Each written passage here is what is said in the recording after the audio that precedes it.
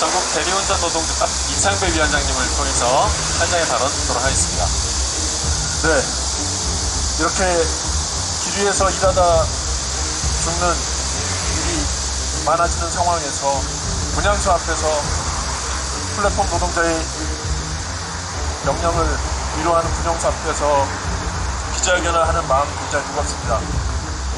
이렇게 길에서 일하다가 목숨을 잃는 경우는 배달 노동자뿐만이 아니라 더 많은 특허 플랫폼 노동자들이 길 위에서 일하다가 목숨을 잃고 있습니다.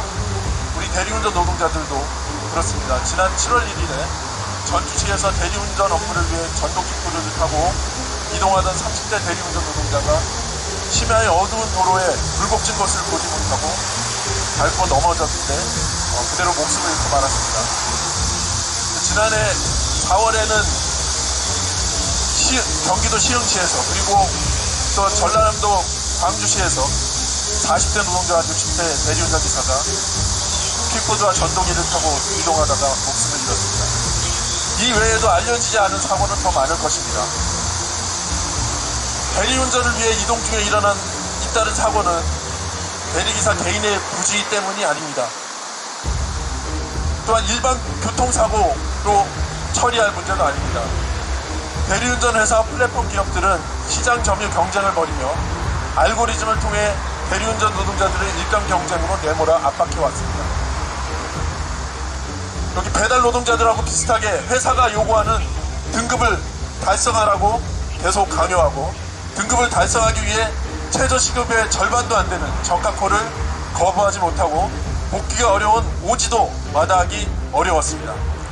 이동시간을 단축해야 살아남고 또 다음 콜을 탈 수 있기 때문에 전동킥보드나 전동일 이용이 늘 수밖에 없고 악셀을 더 세게 밟을 수밖에 없었습니다.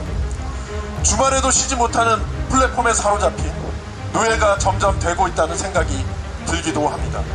그러나 대리운전 관련 업체와 플랫폼 기업은 산재 예방 및 재발 방지와 관련해 어떠한 책임도 지지 않습니다.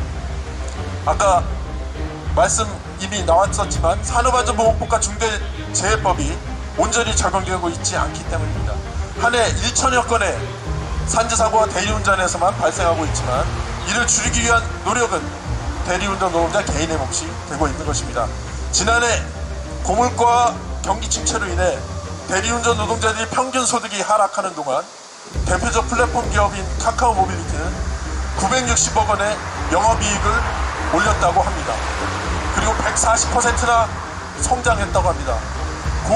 고열 수수료도 모자라 회사가 부담해야 할 비용까지 노동자에게 전가하고 알고리즘을 채찍처럼 휘두르며 속도전을 강요하는 플랫폼 기업이 있는 한 이렇게 길에서 죽거나 다치는 일은 반복될 것입니다.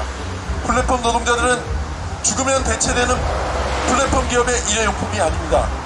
이재명 정부는 약속을 지키십시오. 산업안전법과 중대재해법을 차별 없이 적용해 더 이상 길에서 일하다 죽는 비극이 되풀이되지 않도록 정부가 적극 나서십시오.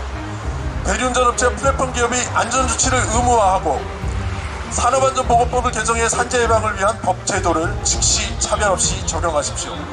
대리운전업체와 플랫폼 기업의 대리운전 노동자에 대한 등급제 등 일감을 이용한 압박을 중단하고 적정 운임 보장과 안전한 이동을 위한 대책을 즉각 마련하기 바랍니다.